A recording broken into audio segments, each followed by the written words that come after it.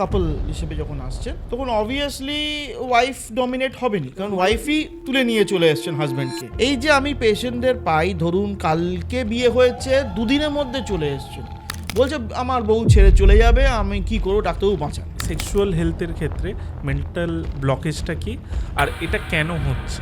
কি হচ্ছে, এই অটো পাইলট মোডে গিয়ে এই কম বয়সী ছেলে থেকে প্রথম থেকেই ওদের ব্রেনের মধ্যে চলেই আসছে না এরম আমার পার্টনার থাকা দরকার, এবং এইভাবে আমি তাড়াতাড়ি আমার স্ট্রেস রিলিফ করে বেরিয়ে যাবো।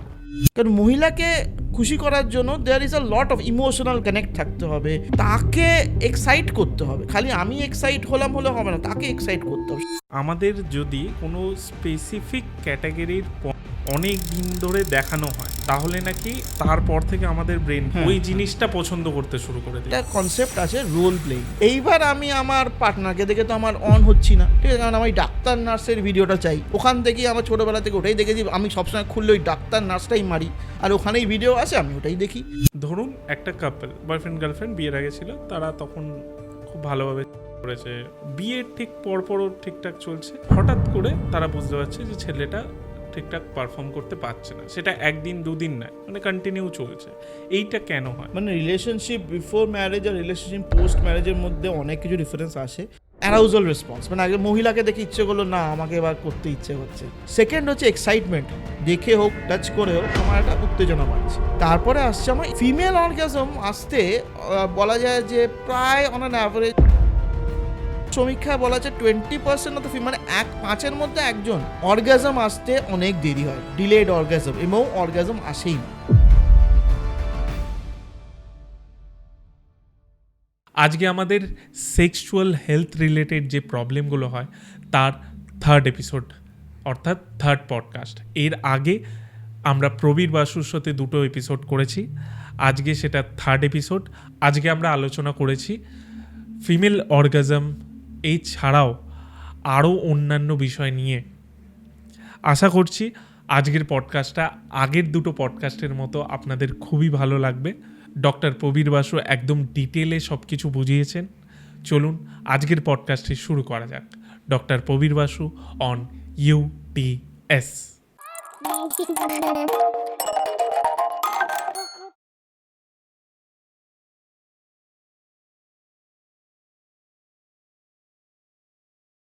ডক্টর প্রবীর বাসু, UTS-এ আপনাকে থার্ড টাইম স্বাগত। কেমন আছেন? আমি ঠিক আছি, এবং ইউটিএসে বারবার ফিরে আসা একটা আলাদা অনুভূতি, জানেন তো।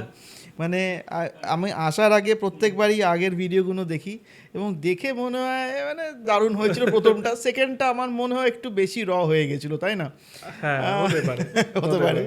তো আশা করি আমাদের অডিয়েন্স যারা আছে নিশ্চয়ই ভাল লেগেছে তাদের, এবং তাদের কমেন্টগুলো আমি পড়ি, অনেকে একটু বলেন, কিন্তু ঠিক আছে, কোনো ব্যাপার না, ওগুলো তো থাকতেই পারে, তাই না, এগুলো সোশ্যাল মিডিয়া সবাই হয়।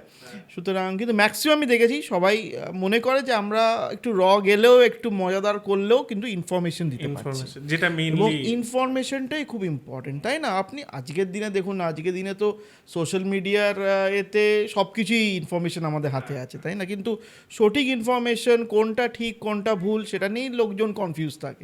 এক্স্যাক্টলি। এবং তো যেমন আমরা বলি যে এটা তো কারোর সাথে ডিসকাস করা যায় না, এবং যদি আমরা পডকাস্টে, আপনার পডকাস্টের মাধ্যমে যদি, কারণ আপনার বেস এত বড়, অনেক লোকজন দেখে, কারণ আমিও যাদের পেশেন্ট হিসেবে পেয়েছি তারা সবাই আপনার সাবস্ক্রাইবারই। আচ্ছা, বলেছেন না শান্তাদ্বীপের আমরা দেখি, কিন্তু হঠাৎ আমরা স্ক্রোল করতে করতে আপনার ভিডিওটা দেখলাম, কারণ তারা বলে যে না আমরা এগুলো ডিসকাস তো করতে পারি না কারোর সাথে, এবং কী ভাবো আমি, মানে সোশ্যাল মিডিয়াতে দেখে বিভ্রান্তই হয়ে যায়, কারণ দুরকম, যখন প্রত্যেকটা ইস্যুর দুরকম মানে থাকে, pros and the cons social মিডিয়াতে দেওয়াই থাকে, এবং এনি মানে সার্চ ইঞ্জিনেও বলুন, কিন্তু সেটা যে কোনটা ঠিক কোনটা ভুল সেটা কিন্তু সাধারণ মানুষও বুঝতে পারেন না। এক্স্যাক্টলি।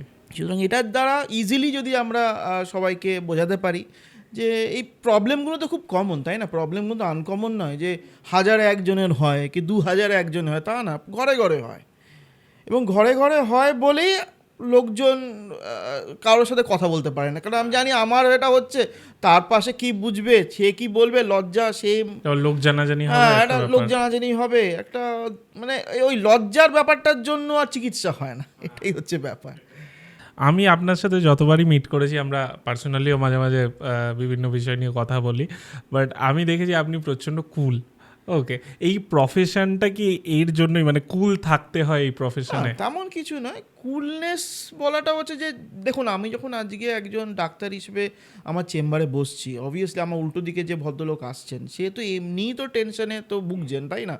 এবং সেটা কি বলবো, অনেকে তো আবার মানে মোবাইলে লিখে টাইপ করে নিয়ে আসেন, অনেকে ছোট একটা চোতার মতো, আমাদের যেমন স্কুল কলেজে হতো না, আমার পকেট থেকে বের করে লিখে নিয়ে আবার আন্টি চলে গেলে আবার ঢুকিয়ে দেওয়া, ওরম টাইপের নিয়ে আসেন, বের করতেও চান না, এই নিচে দিকে দেখেন। সুতরাং এই ব্যাপারগুলো তখন তাদেরই মধ্যে টেনশন কাজ করে যে আমার ডাক্তারবাবু কী বলবে, ডাক্তারবাবু সব কিছু বলতে পারবো কি না, এক্সপ্রেস করতে পারবো কি না। এবং যদি আমি ওই টেবিলের ওপারে যদি আমি ঠিক মানে ওইভাবে কুল না থাকতে পারি, এবং পেশেন্টরা যদি বোঝেন যে না, ডাক্তারবাবুর সাথে কথা বলে আমি ডিসকাস করে আমি একটা কিছু একটা সুরাহা পাবো, তখনই দে ওপেন আপ, তাই না? এই ওপেনিং আপ ব্যাপারটা কিন্তু আমাদের পুরুষ মানুষদের মধ্যে খুব কমই আছে। সেই জন্য এমন কিছু নয় যে আমি বাড়িতে কুল, বাড়িতে যদি আমার বউ চেঁচামেচি করে আমিও চেঁচামেচি করি, সেটা ব্যাপার হচ্ছে না।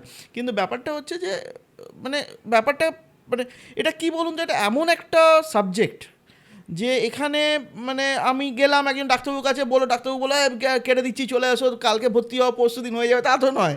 কি এটা মানে খুব টেন্ডার ব্যাপার, মানে একজন বয়স্ক মানুষকে টেন্ডারভাবে ডিল করা যে মানে একটা আর্ট, এটা আমি বলতে চাই। সেটাই আমি চেষ্টা করছি, এবং কিছুটা আপনার পডকাস্টের থেকেও মানে এই আপনার অডিয়েন্সের সাথেও যদি আমি কানেক্ট হতে পারি, যে অডিয়েন্সরাও কানেক্ট করতে পারছেন, সেটা একটা বড় ব্যাপার।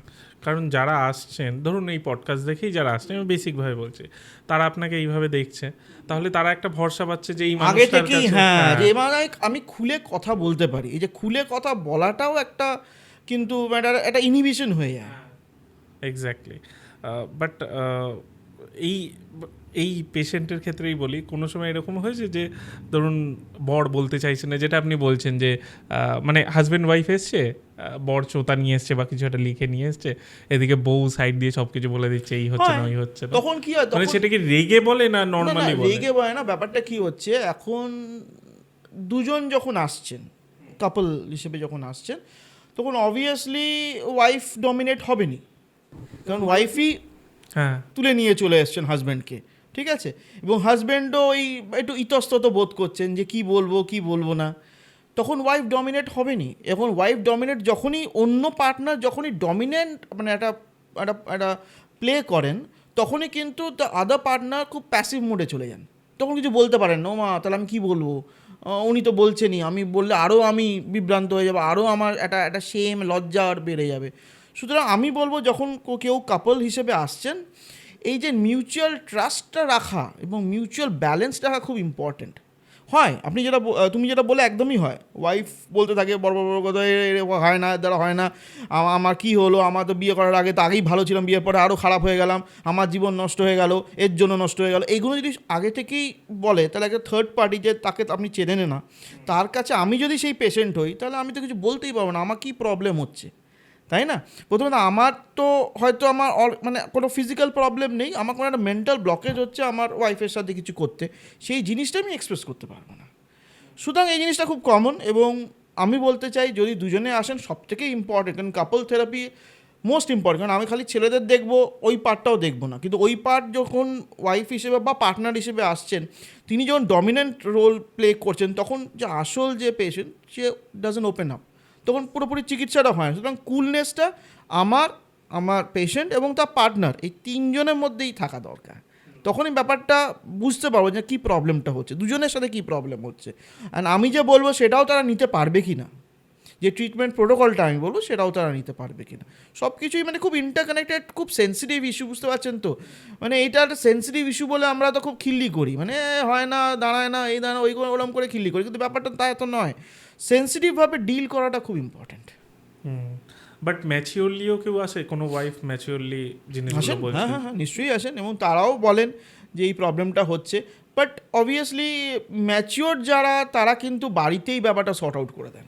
সর্ট আউট করে নেয়? হয়ে যায় কারণ ম্যাক্সিমাম কেসে আমি বলবো মেল ইরেকটাল ডিসফাংশন যে পেশেন্ট আমরা দেখি তারা ম্যাক্সিমামই সাইকোজেনিক হয়, বুঝতে পারেন, কিছু একটা মেন্টাল ব্লক হয়, কিছু হচ্ছে, সেই জন্য আমরা হয়তো প্রাথমিক ক্ষেত্রে ওটাই বলতে চাই যে আপনার যে পারফরমেন্স অ্যাংজাইটি হচ্ছে, পারফরমেন্স অ্যাংজাইটি যেটা, যে আপনার এটা হয়তো আপনার ওয়াইফের সাথে বা পার্টনারের সাথে কিছু একটা কোনো একটা মেন্টাল ব্লক হচ্ছে, বা আপনার হয়তো পাস্টে কোনো একটা হিস্ট্রি আছে, সেটা আপনার মেন্টাল ব্লক করছে। সুতরাং প্রথমেই আপনি নিজের পার্টনারের সাথে একটু যোগাযোগ রাখুন, লাইন অফ কমিউনিকেশন রাখুন যে কীভাবে হচ্ছে। এরপর আমরা হয়তো ডিসকাশনের মধ্যে আসবো কীভাবে লাইন অফ কমিউনিকেশন বাড়ানো যায় পার্টনারের সাথে। কিন্তু দিস ইজ ভেরি ইম্পর্টেন্ট, কারণ প্রথম দিকেই এই যে আমি পেশেন্টদের পাই, ধরুন কালকে বিয়ে হয়েছে, দুদিনের মধ্যে চলে এসছেন, বলছে আমার বউ ছেড়ে চলে যাবে, আমি কি করবো, ডাক্তারবাবু বাঁচান। ঠিক আছে, এই মানে এইটা কোনো তো মানে হয় না। আজকে বিয়ে হয়েছে, দুদিন পরে হয়তো দুটো রাত্রির হয়তো পারফর্ম করতে পারলো না, কিন্তু তার মানে কি লাইন অফ কমিউনিকেশনে তো ঠিক নেই। সে পার্টনার বা ওয়াইফ ভাবছেন যে ও মা সে তো এর দ্বারা কিছু হবেই না, তাহলে আমি আর করবো না, আগে ভাগেই চলে যাই। তো এই জিনিসগুলো খুব ইম্পর্ট্যান্ট, ভেরি সেন্সিটিভ ইস্যুস। এই নিয়ে অনেক বিয়ে ভাঙছে, অনেক পুরুষ মানুষদের মানে কম বয়সী ছেলেদের প্রবলেম, তারা জানে আমার কোনো প্রবলেম নেই, কিন্তু মানে তারপরে এই বিয়ে ব্যাপারটা হয়ে গিয়ে আমি তো খুব মানে কী করবো আমি বুঝতে পারছি না, অনেক কিছু অ্যাঙ্গেল চলে আসছে। আচ্ছা, আমি একটু স্পেসিফিকভাবে জানতে চাইছি যে এই যে আপনি বললেন মেন্টাল ব্লকেজ, প্রথমত এই মেন্টাল ব্লকেজটা কি, মানে এই পার্টে নর্মালি আমরা জানি যে মেন্টাল ব্লকেজ বিভিন্ন এরিয়ায় আসে, বাট এই সেক্সুয়াল হেলথের ক্ষেত্রে মেন্টাল ব্লকেজটা কি আর এটা কেন হচ্ছে? মেন্টাল ব্লকেজ যেটা হচ্ছে সেটা মোস্ট ইম্পর্ট্যান্ট, আমি হয়তো কিছুটা আমরা ফার্স্ট বা সেকেন্ড এপিসোডে ডিসকাস করেছিলাম অ্যাবাউট পর্ন, ঠিক আছে। এই যে জেনজি কালচার যেটা আপনি বলছেন, এই নিয়ে হয়তো আমরা ডিসকাস করব যদি সময় থাকে। তাহলে এদের ম্যাক্সিমাম কী হচ্ছে যে এরা they are expose to a lot of social media content, ঠিক আছে, এবং তাদের কাছে হাই স্পিড ইন্টারনেট আছে, তারা যখনই পাচ্ছে, মানে এখন তো মানে যে কোনো ওয়েবসাইটস খুব ইজিলি ক্যান বি অ্যাক্সেসড এবং কোনো এজ বার নেই, কিছু নেই। সুতরাং স্কুলের ছেলেরাও দেখছে। এখন they must be matured enough. আমাদের ডিসকাশন বলার অর্থ হয়তো আমাদের স্কুলের পড়া ভাইরাও তো দেখছে, আমাদেরও আজকে হয়তো পডকাস্ট দেখছে, বাট কোনটা কি ফিল্টার করো, কেন এই প্রেডিকশনটা খারাপ, সেটা নিয়ে আমাদের ডিসকাস করা উচিত। কারণ তারা একটা অটো পাইলট মোডে তারা চলে যাচ্ছে, তাই না? একটা লাইভ এবং একটা ভিজুয়ালি স্টিমুলেটিং এক্সপিরিয়েন্সের মধ্যে যেটা ডিফারেন্স আছে সেটা তারা বুঝতে পারছে না। কারণ এখানে দেখুন, যখনই একটা মহিলার সাথে আমি কোনো রিলেশনশিপ করব, সেটা তো মহিলারকে আমি খুশি রাখতে চাই, তাই না? খালি তো আমি খুশি হলে হবো না, it's a win win situation এই যে রিলেশনশিপটা।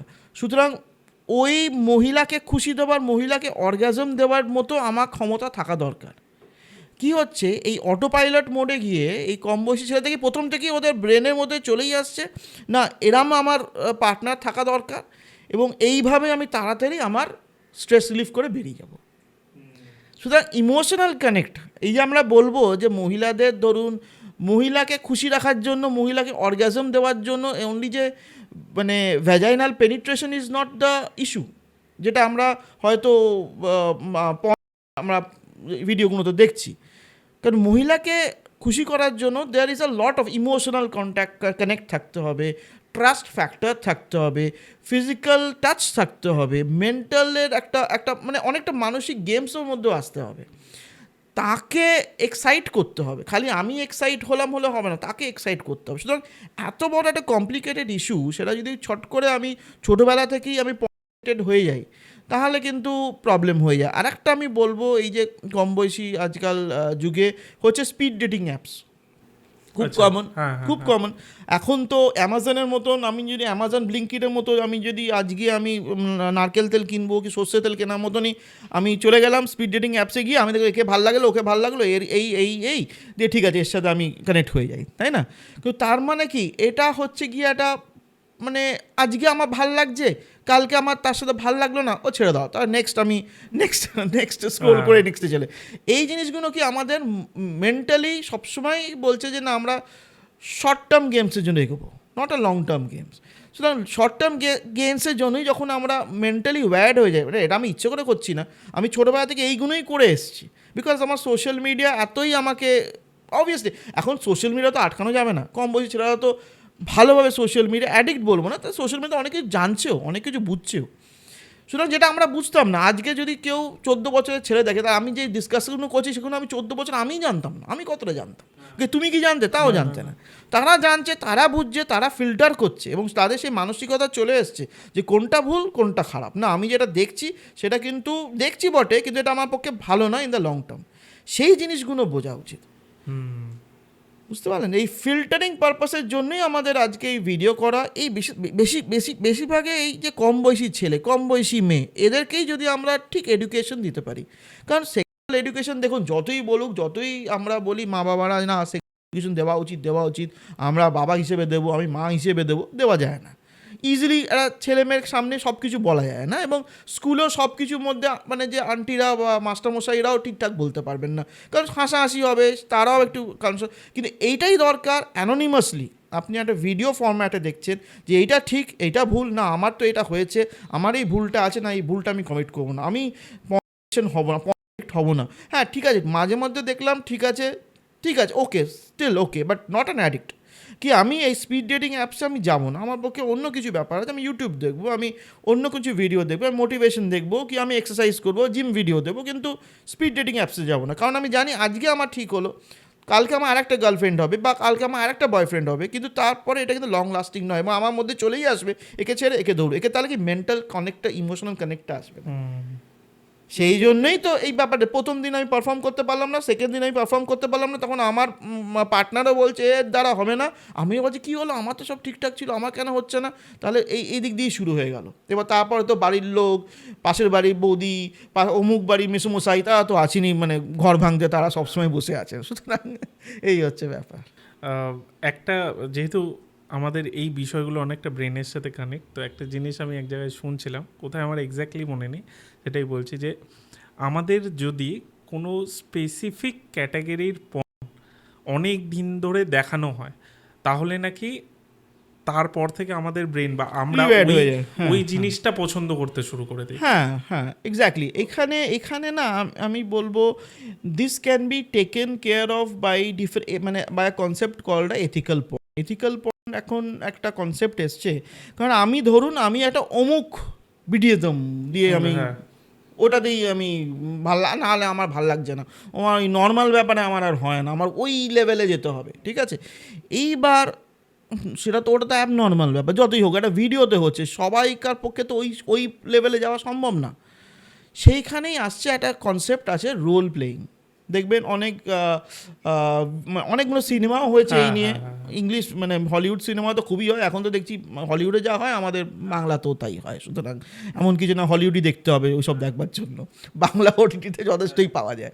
তো এটার মানে খারাপ ভালো আমি বললাম না, প্রত্যেকেই ভালো আছে খারাপ আছে, আমাকে সেখান থেকে দেখতে হবে আমি কোন ভালোটা নেব এবং কোন খারাপটা আমি নেব না। রোল প্লেইং কনসেপ্টটা আসছে যে আমার ধরুন আমার ওই দিকেই আমার নজর, যে আমার excessive form of sexual activity নজর, কি আমি ধরুন ওই ডাক্তার নার্সের ভিডিও দেখতে দেখেই বড় হয়েছি, ঠিক আছে। এইবার আমি আমার পার্টনারকে দেখে তো আমার অন হচ্ছি না, ঠিক আছে, কারণ আমি ডাক্তার নার্সের ভিডিওটা চাই, ওখান থেকেই আমার ছোটোবেলা থেকে ওটাই দেখেছি, আমি সবসময় খুললে ওই ডাক্তার নার্সটাই মারি, আর ওখানেই ভিডিও আছে আমি ওটাই দেখি। এইবার সেটা এথিক্যাল কি পর্নটাকে এমনভাবে ইউজ করতে হবে ফর দ্য কাপলস বেনিফিট, যাতে আমার এবং আমার পার্টনারের দুজনের সুবিধার্থে, আমাদের রিলেশনশিপ হচ্ছে না, কোথাও গিয়ে আটকে যাচ্ছে, আমি আমার পার্টনারকে বললাম যে না মশাই দেখো না আমার এটা তো প্রবলেম হচ্ছে, আমাদের রিলেশনশিপ তো ভাঙার কথা নয়, আমি তোমাকে ভালোবাসি তুমিও আমায় ভালোবাসো, মেন্টাল কানেক্টেড, সামহাও ওই ফিজিক্যাল করতে গিয়ে আমার ওই ডাক্তার নার্সের কথা মনে পড়ে যাচ্ছে। তো একটা লাইন অফ কমিউনিকেশন রেখে যদি রোল প্লেয়িং মানে ওই যখন অ্যাক্টিভিটির সময় ওই ডাক্তার নার্সের আমরা একটু ভূমিকা করি, একটু নাটক করি, তাহলে কি হবে, ওই যেটা মেন্টাল ব্লক যেটা বলছিলাম না, আমার ওই করতে গিয়ে আমার মাথায় অনেকে বলেন ডাক্তারবাবু আমি করতে যাই সব কিছু ঠিক আছে, আমি ফোরপ্লেও ঠিক আছে, কিন্তু ওই যখন আমি আসল মুহূর্তে যাব আমার মাথায় না অন্য কিছু চলে এলো। সে তো আমরা বলছেন আমি ডাক্তার নার্সের ভিডিও দেখতাম, সেটা হয়তো লজ্জা হয়তো বলছে না, কিন্তু কোনো একটা ডিস্ট্র্যাকশন হয়ে যাচ্ছে। সেই ডিস্ট্র্যাকশনটা যাতে না আসে, এবং যেটা তো ভালোবাসতো সেই আনন্দটা যদি পায়, তাহলে সে রোল প্লেইংয়ে চলে যেতে পারে। এবং সেখান থেকে দেখা যায় এটা কিন্তু অনেক পেশেন্টদের আমি বলিও, পারফরমেন্স অ্যাংজাইটি আছে, ডু সাম রোল প্লেইং। তুমি কীভাবে তুমি সোজা কথা, তুমি কী ভিডিও দেখতে, মানে না আমি তো কোনোদিন ভিডিও দেখিনি, মানে তুই বলো না কী ভিডিও দেখতে, মানে না আপনি এর আগে কবে সেট করেছো, না আমি সেট করিনি, বিয়ে করিনি ডাক্তারবাবু, আমার বিয়ে হয়নি, না বিয়ে হয়নি বুঝতে পারছি, কবে সেট করেছো, মানে না হ্যাঁ আচ্ছা ঠিক আছে ডাক্তারবাবু 10 দিন আগে করেছিলাম, মানে এরকম ব্যাপারগুলো টাইপের। তো প্রথমবার না তারপরে বলে না হ্যাঁ না ডাক্তারবাবু হ্যাঁ এই ব্যাপার হয়েছে, আমি ওইটাই দেখতাম, আমি ওই ব্যাপারটাই দেখতাম। তুমি তাহলে ওইটাকে ইজিলি ওইভাবে ইউজ করো, ওইভাবে পার্টনারের সাথে কথা বলো। এটা না দুম করে গিয়ে বললো মা আমি ডাক্তার নার্স খেলবো, তাহলে কেউই তোমার কথা শুনবে না। তো টক উইথ হার, ডিসকাস করো লাইন অফ কমিউনিকেশন। ওই স্পিড ডেটিং অ্যাপস মানে কি, আমি বললাম ডাক্তার নার্স খেলো না, তুমি যাও ডাক্তার নার্সের কাছেই যাও, আমি চললাম তুমি নার্সের কাছে যাও। সুতরাং ওই জিনিসটা লাইন অফ কমিউনিকেশনটা রাখতে হবে, এবং কিছুটা ট্রাস্ট বিল্ডিং হলেই কিন্তু অনেকটাই লাভ হয়। সবসময় যে ওষুধই খেতে হবে, সবসময় যে আমার পেনাইল ইমপ্লান্টই লাগবে তার ব্যাপার না, কি ইঞ্জেকশন দিতে হবে।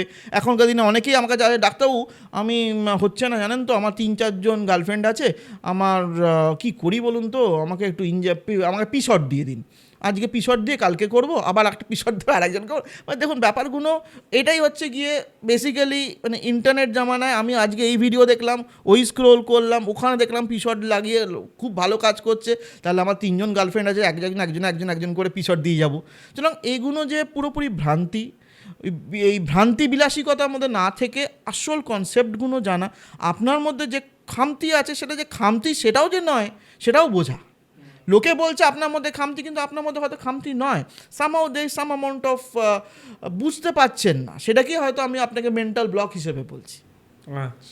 These are important. এবং তারপরে মেন্টাল ব্লক হলো আমার প্রোল্যাক্টিন লেভেল বাড়ছে না, আমার অক্সিটোসিন লেভেল আসছে না, কি আমার কর্টিসল লেভেল ডিপ করছে, মানে এইগুলো যদি আমরা মানে এখনই যদি পেশেন্টকে বলতে যাই তাহলে তো ঘেটে ঘুরে না ডাক্তারবাবু দরকার নেই, আমি আগেই ভালো ছিলাম, আপনারা হরমোন নিয়ে কাজ নেই। আচ্ছা একটা বিষয়, একটা কনসেপ্ট আমি বলি, সেটা আপনি বলুন যে এরকম হয় কি না, আর হলেও কেন হচ্ছে। ধরুন একটা কাপল, ওকে বয়ফ্রেন্ড গার্লফ্রেন্ড বিয়ের আগে ছিল, তারা তখন খুব ভালোভাবে করেছে যা করেছে, বিয়ের ঠিক পরপরও ঠিকঠাক চলছে, হঠাৎ করে তারা বুঝতে পারছে যে ছেলেটা ঠিকঠাক পারফর্ম করতে পারছে না, সেটা 1 দিন 2 দিন নয়, মানে কন্টিনিউ চলছে। এইটা কেন হয়? এইটা কি প্রথমত হয়, আর হলে কেন হয়? Very common. মানে রিলেশনশিপ বিফোর ম্যারেজ আর রিলেশনশিপ পোস্ট ম্যারেজের মধ্যে অনেক কিছু ডিফারেন্স আসে। সেটার মধ্যে কিছুটা বলবো যে স্ট্রেস ফ্যাক্টর থাকে। প্রথম দিকে কী বলুন তো, এই কলেজ জীবনে অত তো স্ট্রেস নেই জীবনের মধ্যে, আজকে আমাকে এইটা করতে হবে, সে ওয়াইফেও চাকরি করছে, সে হাজব্যান্ডও চাকরি করছে, তাদের নিজেদেরও টার্গেটস আছে, তো স্ট্রেস ফ্যাক্টর থাকবেই। সেকেন্ডলি বলছি যে লাইন অফ কমিউনিকেশন, এই স্ট্রেস ফ্যাক্টরের জন্য দুজনেই রাত্রিবেলা বাড়ি ফিরছেন, সকালবেলা বেরোচ্ছেন, সুতরাং লাইন অফ কমিউনিকেশনটা আগে ভালো ছিল, তখন তারা পার্কে বসে হাতে হাত ধরে গল্প করতো, সেই গল্প করাটা এখন আর হচ্ছে না। বাড়িতে এসে তখন এখন বলছে না এই 7 দিন হয়ে গেল কিন্তু এবার তোমার হচ্ছে না, এবার তুমি করো, সে বলছে না 7 দিন হয়ে গেল আমার বউ তো বলছে আমাকে করতে হবে। সুতরাং এই জিনিসগুলো মাথায় চলে আসছে। আর মানে মানে এই জিনিস আমি কি বলবো, একটা রিলেশনশিপকে নোভেলটির মধ্যে রাখার জন্য ইউ হ্যাভ টু এক্সপেরিমেন্ট মোর। এই এক্সপেরিমেন্টের জন্যই আপনাকে কিভাবে আমি নিজেকে টার্ন ডাউন হব, কিভাবে আমার পার্টনারকে টার্ন ডাউন করবো, বাই ডিফারেন্ট মেথডস। হয়তো প্রথম দিকে গোদা ব্যাপার থাকে, সত্যি কথা বলতে কি প্রথম ভালোবাসা হলো, মানে রিলেশনশিপের দিকে গেল, ফিজিক্যাল রিলেশনশিপের জায়গা ওই ভাজাইনাল ইন্টারকোর্স হলো, দুজনই খুশি, হ্যাঁ করে ঘুমিয়ে পড়লাম, হয়ে গেল। কিন্তু সেটা যতদিন দিন যাচ্ছে তার ওই নভেলটি ব্যাপারটা তো চলে যাচ্ছে।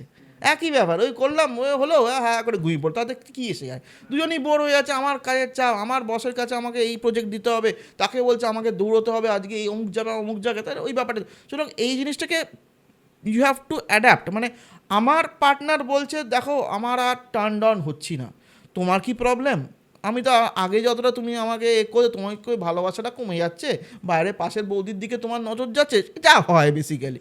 কিন্তু তার মানে কি, মানে এই যে এটাকে অলওয়েজ লাইভ রাখার জন্য you have to adapt to the changes. আজকে শরীর মানে আজকে ধরুন সে 20 বছর ছিল, তার 30 বছর হচ্ছে, 30 বছর ছিল তার 40 বছর, অবভিয়াসলি টেস্টোস্টেরন লেভেলও কমবে, তার সেই পারফরমেন্স লেভেলও থাকবে না। সুতরাং তারও, এবং সেই দিক দিয়ে উল্টো দিকে পার্টনারও হয়তো বয়স বাড়ছে, তারও হরমোন চেঞ্জেস, খালি যে ছেলেদেরই চেঞ্জেস হচ্ছে তা তো নয়, মহিলারও হরমোন চেঞ্জেস হচ্ছে। সুতরাং আগে যতটা তিনি অর্গাজম পেতেন, এখন তার অর্গাজম পেতে দেরি হচ্ছে। সুতরাং এইখানেই যে আমার পার্টনারকেও টার্ন অন করতে হবে, আমাকেও টার্ন অন করতে হবে, এইটা একটা ব্যাপার, মানে একটা নিজেদের মধ্যে কানেকশন ইস্যু। তারপর তো থাকছেই, তারপর যেমন হয় যে প্রথমে তো অত মনে থাকে না, বাচ্চা টাচ্চা করতে হবে, প্রথমে ওইটাই ভালোবাসা হলো, একটু রিলেশনশিপ হলো, দিন যাচ্ছে, তখন আবার বাড়ি থেকে চাপ আসছে, না এবার বাচ্চা টাচ্চা কর বাবু, এবার তো তোর অনেক বয়স হয়ে গেল, এবার তোর রেখে বল, তোর বরকে বল, এবার তো অনেক দিন হয়ে গেল, বাচ্চা টাচ্চা কর।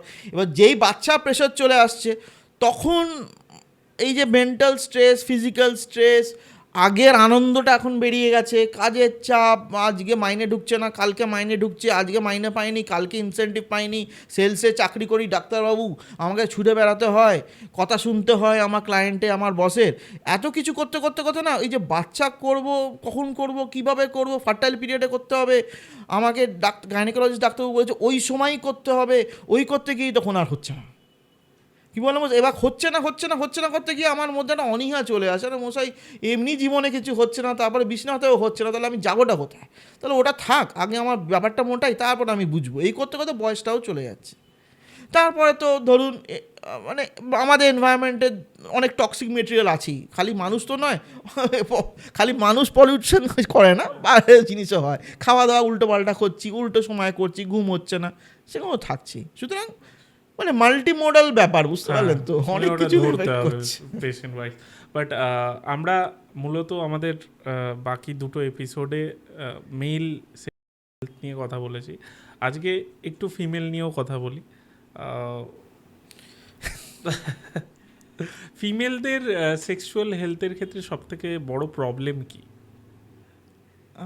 এখানে আমি বলতে চাই ডিসক্লেমার হিসেবে যে আমি মহিলাদের তো চিকিৎসা করি না ডাইরেক্টলি, কিন্তু অবভিয়াসলি যখন পুরুষ মানুষ আমাদের কাছে আসেন অ্যাজ আ পেশেন্ট, তাদের সাথেও অনেক সময় মহিলারা আসেন অ্যাজ আ, যেটা বললাম কাপল থেরাপি হিসেবে, বা পুরুষ মানুষরাও তারা ডিসকাস করেন যে আমার এরা প্রবলেম হচ্ছে। তাদের মধ্যে আমি দেখেছি যে ফিমেল অর্গ্যাজম হচ্ছে সব একটা খুব কমপ্লিকেটেড সাবজেক্ট, এবং এটা ট্যাবু সাবজেক্ট, এটা নিয়ে আমরা কিছু বলিও না। মহিলাদের দেখবেন, আমি এই সিনেমাটা আমার এটা নেটফ্লিক্সে এসেছিল, ওই ভিকি কৌশল আর এই যা নতুন বিয়ে হলো বলুন, এই কিয়ারা আদভানি, এটা দেখবেন নতুন একটা সিনেমা এসেছিলো, ভুলে গেছি, 5টা গল্প নিয়ে এসেছিলো, কি আমি জাস্ট নামটা আসছে না, ওখানে লাস্ট স্টোরি, ওখানে যেটা বলছে, কিন্তু মানে ভিকি কৌশল কিন্তু রোজই পারফর্ম করে চলে যাচ্ছে, ভিকি কৌশল বলছে আমি তো খুব ভালো আছি, কিন্তু কিয়ারা আদভানির তার অর্গাজম আর আসছে না, সে বলতেও পারছে না কাউকে। এবার তার বাড়ির লোকও বলছে বা তোর তো রোজই হচ্ছে, তোর তো বাচ্চা আসছে না কেন, এই করতে করতে কিন্তু সময়ও কেটে যাচ্ছে। সুতরাং বলতে চাই যে ফিমেল 20% সমীক্ষায় বলা আছে 20% অফ মানে 5-এর মধ্যে একজন অর্গাজম আসতে অনেক দেরি হয়, ডিলেড অর্গাজম, এবং অর্গাজম আসেই না। সুতরাং অনেক ক্ষেত্রে এটা আসে যে ডাক্তারবাবু আমি তো করছি, কিন্তু আমার ওয়াইফ স্যাটিসফাইড হচ্ছেন না, ওয়াইফ বলছেন তোমার কিছু প্রবলেম আছে, কিন্তু আমার প্রথম দিকে তো হচ্ছিল, বিয়ের প্রথম 6 মাস তো ভালোই হচ্ছিল, এখন দেখি আস্তে আস্তে আমি কমে যাচ্ছি, আমি নিজেও বুঝতে পারছি আমার হচ্ছে না। তার মানে কি, ওয়াইফ মানে পার্টনারকে আমি স্যাটিসফাই করতে পারছি না, রোজই আমার পার্টনার বলছে আমার তো স্যাটিসফাই হবে না, কী হচ্ছে না হচ্ছে, এবার তা করতে করতে তারপরে আমারও মনে হচ্ছে না সত্যি আমারও তো করতে পারছি না স্যাটিসফাই, আমিও তো স্যাটিসফাই করে কী হবে, এই যে চিন্তাটা ভিকি কৌশলের মাথায় কিন্তু আসছে না যে আমি আমার পার্টনারকে স্যাটিসফাই করছি না, আমি করে যাচ্ছি, চলে যাচ্ছি আমার অফিসে চলে যাচ্ছি, ব্যাস আমি ঠিকঠাক আছি। ফিমেল অর্গাজম আসতে বলা যায় যে প্রায় অন অ্যান অ্যাভারেজ 20 মিনিটস সময় লাগে, ছেলেদের কি 5 minutes is enough, 5 minutes orgasm হলো ছেলেরা খুশি, কিন্তু ফিমেল আসতে 20 মিনিট, এবং সেটা মেল যেমন আমি বলতে চাই যে মেল যে এই সাইকেল, এই প্রথমে আমি একটা মহিলাকে দেখে আমার প্রথমে ইচ্ছে হলো যে আমি আজকে একটা ইন্টারকোর্স করবো, সুতরাং এটা হচ্ছে গিয়ে আমার অ্যারাউজাল রেসপন্স, মানে আগে মহিলাকে দেখে ইচ্ছে করলো, না আমাকে এবার করতে ইচ্ছে হচ্ছে। সেকেন্ড হচ্ছে এক্সাইটমেন্ট, দেখে হোক টাচ করে হোক আমার একটা উত্তেজনা বাড়ছে। তারপরে আসছে আমার ইরেকশন, ব্লাড ফ্লো বাড়ছে। তারপরে আসছে আমার অর্গ্যাজম, এই যে ভালো ভালো একটা আনন্দ, এবং অর্গ্যাজমের সময় পেলভিক মাসলটা আমার কন্ট্রাক্ট করছে। ইজ্যাকুলেশন, বীর্যপাত হচ্ছে, তারপরে রিফ্র্যাক্টরি পিরিয়ড। এটা হচ্ছে male cycle. Male cycle obviously খুব তাড়াতাড়ি হয়, এবং আমি বলছি 5 to 6 minutes on an average, কিন্তু অনেকের 10 মিনিট হয়, অনেকে আরও সুপারম্যান 20 মিনিট হয়, আধ ঘন্টা হয়। সেটা বলে আমার তো হলে তো আমার হতেই থাকে, ভেরি গুড, তাহলে আপনি এসছেন কেন, তাই না? সুতরাং এটা গেল মেল। এবার ফিমেলদের কিন্তু ঠিক তা নয়। ফিমেলদের হচ্ছে অ্যারাউজাল রেসপন্স হতেই কিন্তু অনেকক্ষণ সময় লাগে। ফিমেলরা ওই যে আমার ওই ধরলাম দেখলাম তা বলে হয় না। ওদের একটা ওদের ওদের বেসিক্যালি একটা ট্রাস্ট ফ্যাক্টর, যেমন বলছি trust factor, connection factor, emotional factor, আমি যার সাথে করছি তার উপর আমার ভরসা আছে, এত কিছু করে ওই অ্যারাউজাল রেসপন্সটা হয়।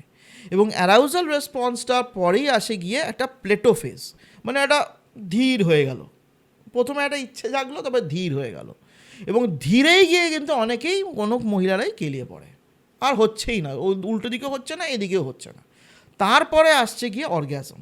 তাহলে এই যে এই আপস অ্যান্ড ডিপস করাটা, এটা কিন্তু মহিলাদের মধ্যে আছে। It's very complicated. মহিলার অর্গ্যাজম ইজ ভেরি কমপ্লিকেটেড। প্রথম দিকে উত্তেজনা, প্রথম দিকে একটা হরমোন হ্রাস, প্রথম দিকে আমরা ব্লাড প্রেশার বাড়া, তারপরে দেখবেন যে জেনিটাল অর্গ্যানসগুলো খুব টাইট হয়ে যাচ্ছে, তারপরে একটা প্লেটোফেজ হচ্ছে, প্লেটোফেজে গিয়ে হচ্ছে গিয়ে লট অফ লুব্রিকেশন হচ্ছে, অর্গ্যাজমে গিয়ে কি ওই ক্যানালটা গিয়ে রিদমিক্যালি কন্ট্রাক্ট করে, যাতে ওই পুরুষ অঙ্গটা এসে যে বীর্যটা দিচ্ছে, যাতে বীর্যটা যাতে ইজিলি উপরে যেতে পারে।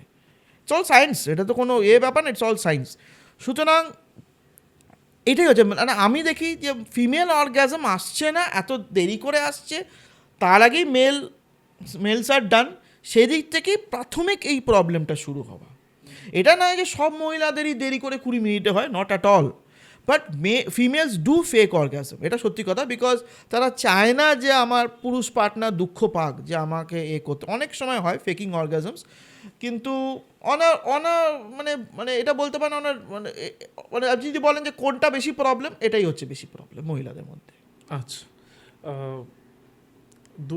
মানে যাদের বয়স ধরুন এখন 20 বছরের নিচে, ছেলে মেয়ে বোধ, তারা নিজেদের লাইফে এই মুহূর্তে কি কি ভুল করছে যাতে মানে তার ফলে ভবিষ্যতে প্রবলেম হতে পারে? না, আমরা তো বললামই এই দুটো ব্যাপার। অ্যাডিকশন এই ব্যাপারটাই না, খালি পলিটিক্সের না, স্পিড ডেটিংস অ্যাপস আছে। তারপরে ফার্স্ট অফ অল এই স্পিড ডেটিংস অ্যাপসের জন্য ধরুন আজকে আমি এই রিলেশনশিপ করছি, কালকে আমরা এই রিলেশনশিপ করছি, তাতে আমরা মানে উইদাউট আ প্রপার প্রোটেকশন আমরা নিচ্ছি না। সেখান থেকে কিন্তু এই যে আমরা পাই যে ইউরেথ্রাইটিস, ধরুন আজকাল অনেক ছেলে, কম বয়সী ছেলে, জানেন তো, 20-25 বছর বয়সী ছেলেরা প্রস্টাটাইটিস, সেরিনাল ভেসিকুলাইটিস, ইউরেথ্রাইটিস নিয়ে ভুগছেন। অদ্ভুত সিমটম। এটা আমি বলতে চাই, তারা প্রথমেই কিন্তু অ্যাজ আ অ্যান্ড্রোলজি পেশেন্ট হিসেবে আসেন না, তারা আসেন ইউরিনের জ্বালা, মানে অদ্ভুত একটা জ্বালা, মানে মনটা আমার ওই মূত্রনালীর সামনেটাই পড়ে আছে। আমি মাঝে মাঝে ওই আমরা যেমন বই খুলি না, বই খোলার মতো পেনিসটাই আমরা খুলে দেখি, ওমা ভেতরটা তো লাল হয়ে আছে। অনেকে আসে, আমার ভাই তুমি এরকম করো না, তোমার নোখটা তো লম্বা, আর তুমি পেনিসের ফুটোটা ওখানে যে হাত দিয়ে তুমি বই খোলার মতো করছো, একবার যদি ওখানে খোঁচা খায় হয়ে গেল, তোমার জীবন শেষ। ওখানে একটা আলসার হলেই খুব প্রবলেম। সুতরাং ইউরেথ্রাইটিস খুব ইম্পর্টেন্ট। এবার বেড়ানোর পর মানে তাদের ফোর স্কিন ইনট্যাক্ট আছে, টাইট আছে, তাদের ওখানে বারবার ইনফেকশন হচ্ছে, সেটা তো আমরা চোখে দেখতে পাচ্ছি। অনেক কিছু দেখতে পাই। পেশেন্টরা বলেন ডাক্তারবাবু আমার বয়স মাত্র 22 বছর, এমন একটা অন্ডকোষে একটা জ্বালা যন্ত্রণা, পায়খানার দ্বারে একটা জ্বালা, আমার বলসটা কেমন যেন ঝুলে আসা, বলসে ব্যথা, মানে টোটালি ভেগ সিমটমস। ভ্যারিকোসিল নিয়ে আমরা আগে বলেছিলাম, ভ্যারিকোসিলেও স্ক্রোটাল পেন হয়, বা that is a physical problem, কিন্তু এখানে কোনো প্রবলেম নেই। মানে একটা অদ্ভুত ব্যাপার, কিন্তু মানে সে ফিরেই আসছে, সে বারবার ফিরে আসছে। সে হয়তো ঘুমের ওষুধ খেয়েছে, তাকে একজন ডাক্তারবাবু হয়তো নার্ভের ওষুধ দিয়েছে, হয়তো কেউ আবার একটা ওষুধ দিয়েছে, কেউ একটা হোমিওপ্যাথি খেয়েছে, কেউ আয়ুর্বেদিক খেয়েছে, কেউ একটা ওই জাপানি চাইনিজ সব মলম ফলম তেল ফেল লাগিয়েছে, কিছুই হচ্ছে না তার, যে আমার কিছুই হচ্ছে। এইগুলো কী হচ্ছে? এইগুলো হচ্ছে কম বয়সী উইদাউট প্রোটেকশন, মানে ইরেগুলার সেক্সুয়াল হ্যাবিটস করতে করতে ওই একটা ইনফেকশন গিয়ে আমার বীর্যে চলে যাচ্ছে, বুঝতে পারেন, এবং ওইখানে গিয়ে দানা বাজছে সেই ইনফেকশন। এবার ইউরিন কালচার নেগেটিভ, সব কিছুই নেগেটিভ, যা টেস্ট করছি নেগেটিভ, সবই নর্মাল, কিন্তু আমার এই জ্বালা আর যাচ্ছে না। এবং জ্বালাটা মাঝে মাঝে লঙ্কা বাটা, মাঝে মাঝে মৃদু, আমার মনটা তো ওখানে, আমি পড়াশুনো করবো। অনেক পেশেন্টরা ছেলেরা, কম বয়সী ছেলে, আমার সামনে পরীক্ষা এখন পড়বো না এদিকে দেখবো, কী করবো, আমার মাথায় তাদের কিন্তু এই জিনিসটা খুব কমন, তারা এক্সপ্রেস করতে পারে না, কিন্তু হয়েছে। এটা গেল একটা। আর যদি জিজ্ঞেস করো তাহলে ডিফিকাল্টির মধ্যে মানে এটাই মেন, বুঝতে পারলে, এটাই মেন। আর তো কিছু মনে পড়ছে না এই মুহূর্তে আমার। ওটা মানে ওটার জন্য কি ট্যাবলেট বা কিছু আছে, মানে সারানো যায়? আগে দেখতে হয় কোথায় আছে ইনফেকশনটা, তাই না? এখন পুরুষ মানুষের যেটা আমরা ম্যাগি বলি, ম্যাগি মানে 2 মিনিট নয়, ম্যাগি হচ্ছে গিয়ে মেল অ্যাক্সেসরি গ্ল্যান্ড ইনফেকশন, ঠিক আছে? সেটা হচ্ছে গিয়ে খালি আমাদের প্রস্টেটে ইনফেকশন হলো না, খালি আমাদের ব্লাডারে ইনফেকশন হলো না, খালি আমাদের পেনিসে ইনফেকশন হলো না, আমাদের ছোটো ছোটো ছোটো ছোটো অঙ্গ প্রত্যঙ্গ আছে মেল জেনাইটাল সিস্টেমে, সেখানে কোথায় ইনফেকশনটা গিয়ে দানা বেঁধেছে, সে কতদিন ধরে আছে, সে ব্যাকটেরিয়া একবার ছোটোবেলায় ঢুকেছে, সে বড় হয়ে তার বাচ্চা ডিম পেড়েছে, তারও বাচ্চা হয়েছে, তারও মানে নাতিপুতি হয়ে গিয়ে ওখানেই বাসা বেঁধে বসে আছে, সেটাকে বোঝা, সেই ডিরেক্টেড ট্রিটমেন্ট দেওয়া। কারণ পেশেন্টরা তো বিভিন্ন রকম অ্যান্টিবায়োটিক খেয়েই গেছেন, ও তো মানে ও দেখেছে একটা অ্যান্টিবায়োটিক এত কিছু হয়, গুগল দেখেছে, ডাক্তারবাবুর কাছে গেছে, এই গেছে ওই গেছে, সব অ্যান্টিবায়োটিক শেষ করে দিয়েছে, তারপরে কোনো অ্যান্টিবায়োটিকই কাজ করছে না। সুতরাং এইগুলো একটা খুব ইম্পর্টেন্ট কারণ, মানে এটা তো প্রচুর পেশেন্ট আসে, প্রচুর, মানে 20, 22, 24 বছর, ঠিক আছে? এবং তারপরে যখন তাদের সেক্সুয়াল লাইফ শুরু করে তখন তাদের প্রবলেম হয় যে বীর্যপাতে পরে প্রচণ্ড ব্যথা। সে এমন আমরা পেশেন্ট পাই যে বীর্যপাতে পরে এত ব্যথা হয়, সে মানে ভয়ে সে না ম্যাস্টারবেট করে, সে ভয়ে ওই সেক্স তো ভুলেই যান। সুতরাং ওর পক্ষে ওই নাইট ফলসটাই ভগবান, মানে ওই ইন দ্য সেন্স যে নাইট ফলস হলো তাতেই আমি খুশি, এর চেয়ে বেশি আমি যেতে পারবো না। তার মানে কি, তার এই সেকেন্ডারি সেক্সুয়াল অর্গ্যানসের মধ্যেই এতটা প্রবলেম হয়ে আছে, তাই না? সুতরাং সেইগুলো দেখা, বোঝা, এবং ম্যাক্সিমাম পেশেন্টরা বলতে চায় না, এটাই হচ্ছে মুশকিল। তাদের কাছ থেকে বের করা, ওই পেট থেকে বের করা যে এই ব্যাপারটা ঘটেছিল, এই ব্যাপারের জন্য আমি করেছিলাম, এটা চিকিৎসা আছে, মানে এটাও না যে চিকিৎসা নেই, চিকিৎসা আছে, তুমি বেকার বেকার ভুগছো, তুমি ঠিক হয়ে যাবে। এই যে অ্যাংজাইটি, তারপর অ্যাংজাইটি করে জীবনটাকেই নষ্ট করে দেওয়া, পড়াশুনো করা বন্ধ করে দিয়েছে অনেকে। আচ্ছা, এটা তো জানলাম ইয়ং এজে। মিড এজে যারা থাকে তাদের কি প্রবলেম হয়? মিড এজে প্রবলেমটা হচ্ছে খুব ইম্পর্টেন্ট, যে ধরুন মিড এজের লোকেদের সময় নেই, সত্যি কথা বলতে, কিন্তু সময় নেই বলতে আমি বলছি না তার পার্টনারের প্রতি সময় নেই, তার নিজেদের প্রতি সময় নেই। এতই কাজ করে বাড়িতে ফেরা, বাড়িতে ফিরেও বাড়ির কাজ, বিছনার কাজ, সব কিছু করতে গিয়ে নিজের দিকে আর নজর দেওয়া হয় না। এবং তার মধ্যে বলছি যে এই ঘুমটা আমরা খুব নেগলেক্ট করি, এই মাঝবয়সী পুরুষ মানুষেরা। ঘুম যদি ঠিকঠাক না হয়, আপনি যতই ওষুধ খান, যত টেস্টোস্টেরন বুস্টার খান, যত আপনি এলার্জিনিন খান, যত আপনি ওই কি বলে অশ্বগন্ধা, গোকসুরা খান, কিচ্ছু হবে না।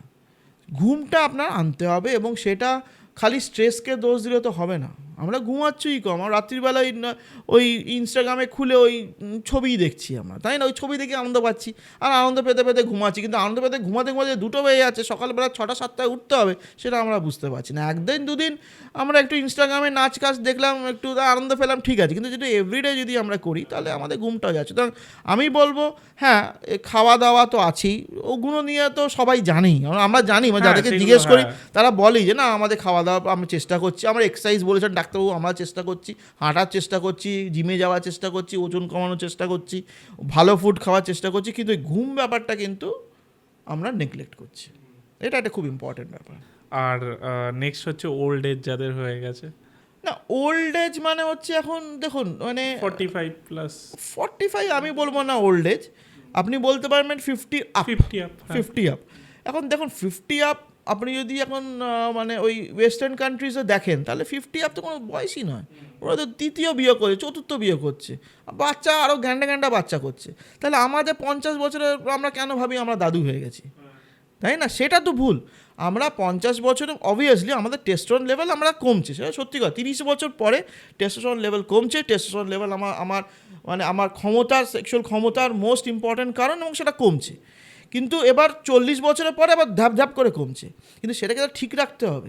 এবং খালি ঘুম না, আমাদের কি 50 বছর পরে ওই হলো বাড়ি থেকে বাইরে গিয়ে, আমার তো মোটামুটি রিটায়ারমেন্ট লাইফ চলে গেল, 50 বছর তবু লোকে কাজ করে, 60 বছরে ধরুন, আর রিটায়ার চলে গেলো, 58 বছর বয়স, একটু পাশের বাড়ি গিয়ে একটু বিড়ি চা খাই, গল্প করি, তারপরে আবার চলে আসবো। ওইটুকু সময় আপনি জিম করুন, আমি সেটাই বলি। এই যে বয়স্ক মানুষদের যারা যায় জিমে, তারা লোকেরা কি হাঁ করে হাসে, ও বুড়ো এসছে, দাদু এসছে, কিন্তু সে তো ভালো করছে, তার মাসলটাকে ঠিক রাখছে। এই যে 70 বছর 75 বছর দাদুরা ওই ওয়েস্টার্ন মানে আমেরিকায় যারা 5ম বিয়ে করছে, আপনি বলেন ওরা 5টা বিয়ে করলো, আমার আর কিছু হলো না। আপনি কি করেছেন? আপনি শরীরটাকে কী চর্চা করেছেন?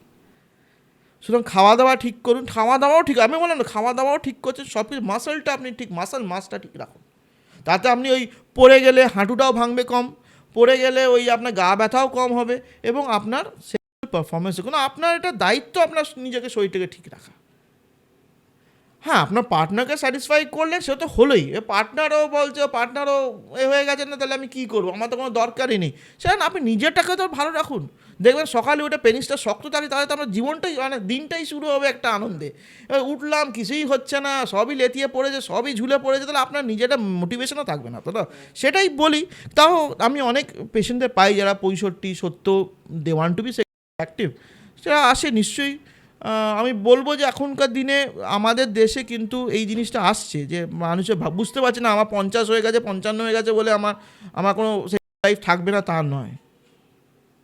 আচ্ছা,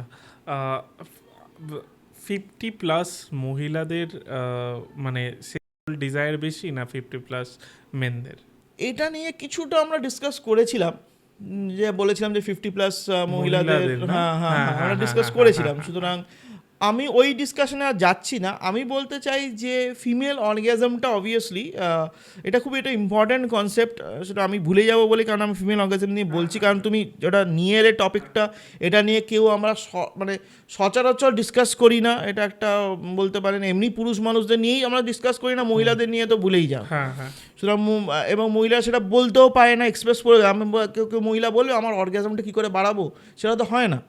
সুতরাং আমি বলতে চাই এই যে মহিলাদের অর্গ্যাজম ফেজটা আমরা বললাম, সেটাকে আমরা, একটা পুরুষ মানুষ তার অর্গ্যাজম 5 মিনিটে চলে আসে, এবং সে হয়তো সেকেন্ড বার করতে তার সময় লাগবে, সে বলেই দিচ্ছে আমার অতটা পারফরমেন্স নেই, ঠিক আছে আমি ওষুধ খেয়ে আমি সেকেন্ড বার থার্ড বার করতে পারি, কিন্তু আমি তারপরে তো আমরা রিফ্র্যাক্টরি পিরিয়ডে চলে যাচ্ছি।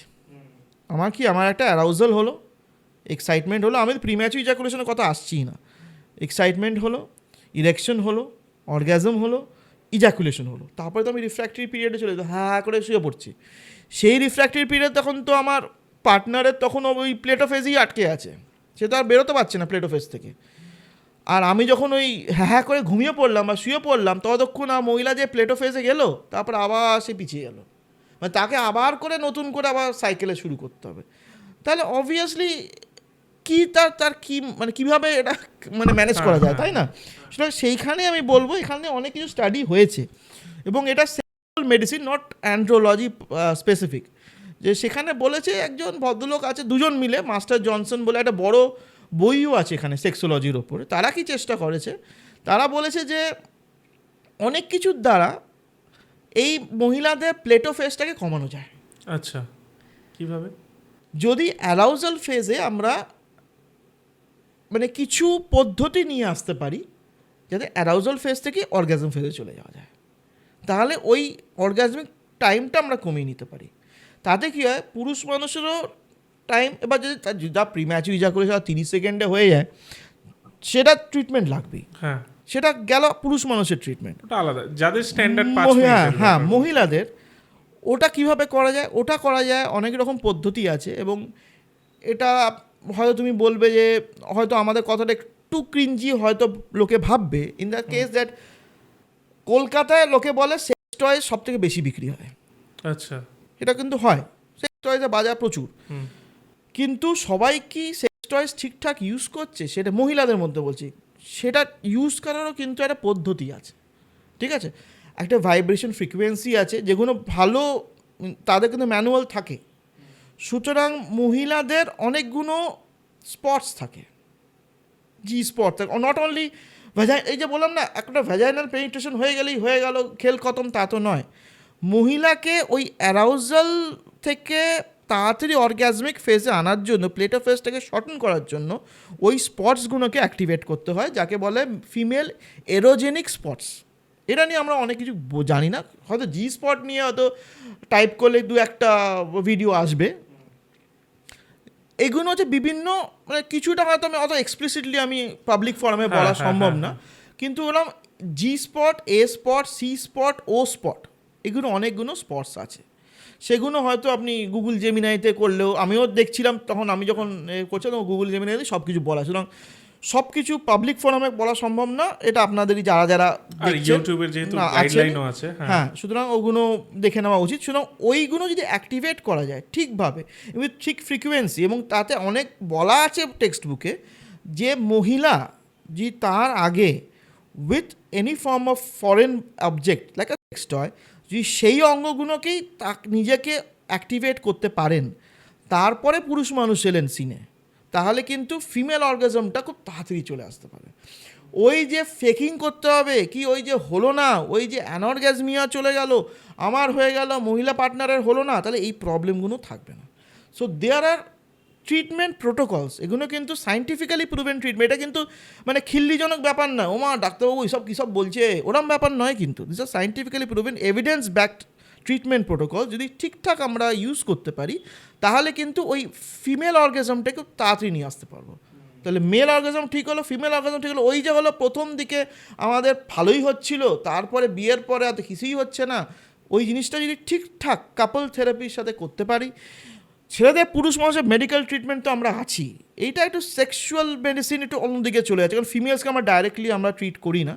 সুতরাং অত কিছু যদি আমরা, এটা খুব বললাম না, খুব কমপ্লেক্স ব্যাপার, হয়তো আমরা খুব ইজিলি বলছি, হাসির ছলে বলছি, কিন্তু এটা যদি আমরা ঠিকভাবে, কেন এই জিনিসটার কনসেপ্টটাই সবাইকার মধ্যে নেই।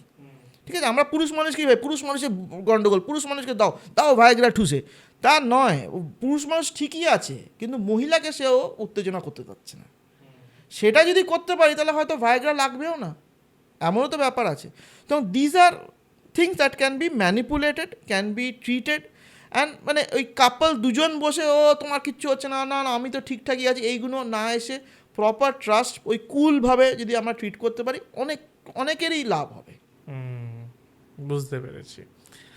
আমরা জেনজি নিয়ে কথা বলছিলাম, হ্যাঁ, তো এই কথাটা আমি বলি যে জেনজিরা এখন যেটা আপনি বলছিলেন যে ডেটিং অ্যাপে মানে যাচ্ছে, সেক্সুয়াল অ্যাক্টিভিটি করছে, চলে আসছে, এর লাভ এবং ক্ষতি কি কি?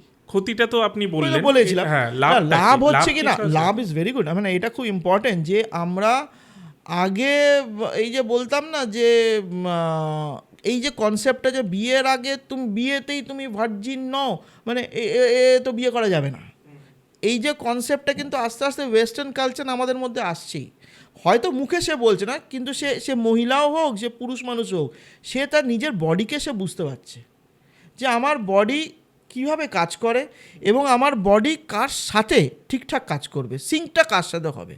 সুতরাং এইটাও খুব দরকার, কারণ আগেকার দিনে কী হতো, কেউ তো কিছু মুখে বলতো না, সে বলতো ওমা আমার জানো না একটা গার্লফ্রেন্ড ছিলেন ডাক্তারবাবু, তার সাথে আমি খুব ভালো ছিলাম, আর বুঝতে পেরেছেন তারপরে তো ওই কলেজের পরে আর সে চলে গেছে, তারপরে কাজের চাপও এসে গেছে, বাড়ির চাপেও বিয়ে টিয়ে করলাম, আমাও এখন আর ঠিক আমার ভাল লাগছে না। সুতরাং এই জিনিসটা আমাদের জেনজি কিন্তু খুব strong, mentally strong, very intelligent. মানে আমি তো বুঝতেই পারবো না, 14 বছর বা 12 বছর ওই সময় আমার কিছু বুদ্ধিশুদ্ধি ছিল, ঠিক আছে।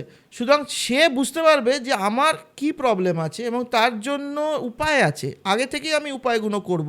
এই যে মানে সবসময় দিনে 5 বার করে আমি হস্তমোচন করছি, মানে এই জিনিসটা কতটা খারাপ সেটা কিন্তু আজকালকার দিনে 17-18 বছর ছেলেরা বুঝতে পেরে যায়। না ডাক্তার, প্রথমে আমি করেছিলাম, তারপরে আপনার ভিডিওটা দেখেছিলাম, জানেন তো আপনি বলেছিলেন, আমি তারপর একদম ছেড়ে দিয়েছি। না, তারপরে একটা ভিডিওতে বলেছিলেন সপ্তাহে একবার করো কি 2 সপ্তাহে একবার করো, তাও আমি করি।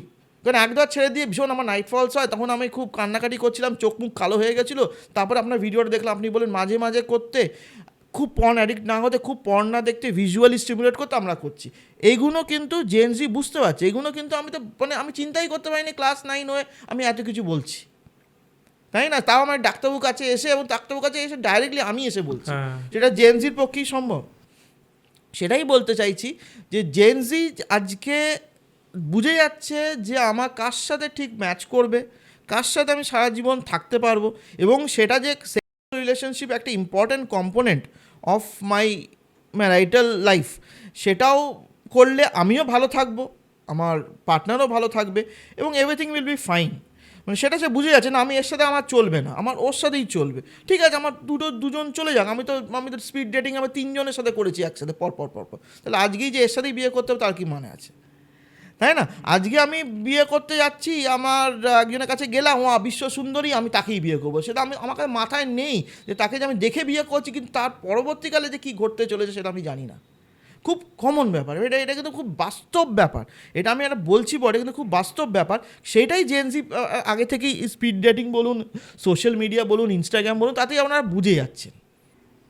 আচ্ছা, এবার একটা বিষয়, সেটা হচ্ছে টেস্টোস্টেরন যদি আমাদের বডিতে কমতে থাকে, যেটা আপনি বললেন 30 পর কমতে থাকে, তাহলে কি সবসময় কি এরকম কোনো লেখা আছে যে কমবে? না না, তার কোনো মানে নেই। তবে টেস্টোস্টেরন একটা খুব ইম্পর্টেন্ট কারণ। অনেকেই আমি দেখেছি ড্রাইভ প্রচুর, তাদের টেস্টোস্টেরন লেভেল কম। অনেকে দেখেছি টেস্টোস্টেরন মানে 900 1000 সব ছুঁয়ে, মানে অ্যাবভ নর্মাল, কিন্তু তাদের সেক্স ড্রাইভ নেই।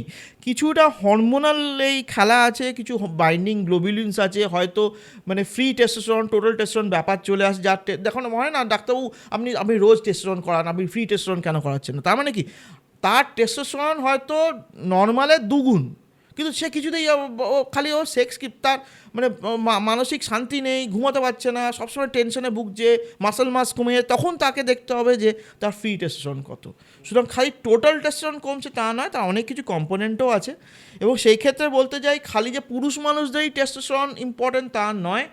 এই যে একটা ব্যাপার যে মহিলা, বয়স্ক মহিলা, তাদের কেন সে খুব স্ট্রং, কারণ তাদের তো ইস্ট্রোজেন লেভেল কমে যাচ্ছে, কারণ মেনোপজের পর ইস্ট্রোজেন লেভেল কমে, ঠিক আছে। কিন্তু তখন দেখা যায় যাদের টেস্টোস্টেরন লেভেল মোটামুটি অ্যাডিকুয়েট আছে, কারণ মহিলাদেরও টেস্টোস্টেরন লেভেল থাকে, মহিলাদেরও ওই টেস্টোস্টেরনের জন্যই, মানে ইস্ট্রোজেনটা কী হয়, ইস্ট্রোজেনটা যে বলেছিলাম না, মহিলাদের সেক্সুয়াল অর্গ্যাজম খালি ভিজুয়াল না, ভিজুয়াল টাচ টেস্টোস্টেরন দেখে, ইমোশনাল কানেক্ট সেটা ইস্ট্রোজেন দেখে। এই দুটো মিলে একটা মহিলা হয়ে আমি একটা অর্গ্যাজম নেব। সুতরাং খালি ইস্ট্রোজেনটা কমছে, কিন্তু টেস্টোস্টেরন যদি ঠিকঠাক থাকে তাহলেও কিন্তু আমার সেক্স ড্রাইভ থাকবে। সেক্স ড্রাইভটা অলওয়েজ টেস্টোস্টেরন, কিন্তু ওই অর্গ্যাজম মানে একটা কী বলবো, মানে ইমোশনাল কানেক্টটাও কিন্তু ইস্ট্রোজেনটা করছে। সুতরাং দুটো ক্ষেত্রেই কিন্তু কমন, মহিলাদের জন্য, পুরুষ মানুষদের জন্য। বয়সের টেস্টোস্টেরন লেভেল কমছে, সেক্স ড্রাইভও কমছে, কারো ভালো থাকছে। মহিলাদের কেন বেশি থাকছে, কারণ তার ইস্ট্রোজেন লেভেল কমলেও কিন্তু টেস্টোস্টেরন লেভেল মেনটেন থাকছে। এবং দেখা যাচ্ছে সমীক্ষায় অনেক কিছু নতুন স্টাডিজ হয়েছে, যেখানে মহিলাদের যারা ফ্রিজিড বলা হচ্ছে, যাদের কোনো সেক্স ড্রাইভ নেই, কিচ্ছু নেই, এবং তারা চাইছে তারা ফিরে আসতে, মানে বয়স্ক মহিলা, তাদের কিন্তু ইস্ট্রোজেনও যেমন দেওয়া হয়, তেমন সে টেস্টোস্টেরন কিন্তু সাপ্লিমেন্টেশনও দেওয়া হয় মহিলাদের। পুরুষ মানুষদের তো আমরা লাস্ট পডকাস্টে বলেছিলাম testosterone supplement is very common. আর লাস্ট কোয়েশ্চেন হচ্ছে, এই যে আপনি আমাদের লাস্ট দুটো পডকাস্ট করে গেলেন, লাস্ট কোয়েশ্চেন না, তারা এরপরেও আর একটা কোয়েশ্চেন আছে, এই যে করে গেলেন, তারপর মানে তার আগের কেস তো আপনি বলেছেন, তারপর কিছু উইয়ার্ড টাইপের কোনো কেস হয়েছে? উইয়ার্ড বলতে হয়েছে, কিন্তু অনেক কিছু মানে আমাদের কাছে হয়তো উইয়ার্ড, কিন্তু আপনার কাছে তো সেটা নরমাল। মানে অদ্ভুত হয়ে এসছে বটে, কিন্তু সব কিছু পাবলিক প্ল্যাটফর্মে না বলাই ভালো। কিন্তু আমি একটা বলবো, এটা উইয়ার্ড বলবো না, এটা খুব কমন কেসই বলবো, কমন প্রবলেমই বলবো। সেটা কিছুটা আমি হয়তো ডিসকাস করেছি কি না জানি না, হ্যাঁ ডিসকাস করেছি, কারণ তারপরেই অনেক পেশেন্ট আপনার পডকাস্ট দেখেই এসছে। সেটা হচ্ছে গিয়ে প্রোন ম্যাস্টারবেশন। আচ্ছা, প্রোন ম্যাস্টারবেশনের হ্যাবিট, এটা কিন্তু আমি দেখেছি, আমার ভিডিও দেখে হোক, সে তোমার ভিডিওগুলো তো দেখেছে, তারপরে আমার ভিডিওতে এসছে, সে বুঝেছে না ডাক্তারবাবু আমার কিন্তু প্রোন ম্যাস্টারবেশনের হ্যাবিট আছে। এটা কিন্তু খুব ইম্পর্ট্যান্ট, এবং আমি দেখেছি এটা কিন্তু একদমই আনকমন নয়। এটা কেন হয়েছে আমার ভিডিওতে আমি বলেছি, যা ধরুন এটা এসছে কিন্তু এটা আনকনসিয়াস লেভেলে, সাবকনসিয়াস লেভেলে চলে এসছে। কেন, কবে থেকে আমি প্রোন ম্যাস্টারবেশন করছি আমি নিজেও জানি না। কি হচ্ছে যে আমার ছোটোবেলায়, আমার বয়স 4-5 বছর, আমার দাদুর হয় না, অনেক দাদুর পায়ে দোলনা হিসেবে নাচছে, দাদুও দোলাচ্ছে পা দিয়ে, আমিও নাচছি। কী করছে একটা মানে সাবকনসিয়াস লেভেলে, তখন কিন্তু কোনো পিউবার্টি আসেনি, কিছুই আসেনি, পেনিস কি সেটাও জানি না, তখনই কিন্তু পেনিসের নিচে একটা ঘর্ষণ হচ্ছে সামহাও, সেখান থেকেই না একটা ফিলিং চলে আসছে যে এক্সাইটমেন্টটা ওখান থেকেই আসে। সেই ছেলেটি কিন্তু মানে এমন অদ্ভুত ব্যাপার, সে বলছে যে আমার ডাক্তারবাবু বিছনা পাশ বালিশেও হয় না, অনেক হয় না পাশ বালিশে উল্টে করে ম্যাচটা, বিছনা হামাগুড়ি দিয়ে করে, এই যেখানে নিচে ধরুন আছে কার্পেট, সে ওই কার্পেটেই হামাগুড়ি, তখনই তার এটা বাড়ে। সে যতই বড় ফিল্ম স্টার পস্টার দেখে তা হচ্ছে না, ও হচ্ছে, কিন্তু ওই অর্গাজমটা আসার জন্য আমাকে হামাগুড়ি দিতে হয়। সে যাচ্ছে গিয়ে বাথরুমে গিয়েও, বেসিনে গিয়েও হচ্ছে না। এবার সে বলছে মা একটু বেরোবে, আমার কাজ আছে, একটু বাসন টাসন ধোবো। মানে কিচেন সিঙ্কে গিয়ে, মানে ওটা শক্ত হয়, একটা ওর ওপর দাঁড়ায়, সে একটা এর ওপর দাঁড়িয়ে ওখানে গিয়ে ঘষতে হচ্ছে। হ্যাঁ, উইয়ার্ড, কিন্তু এটাই হচ্ছে সত্যি ব্যাপার, ঠিক আছে?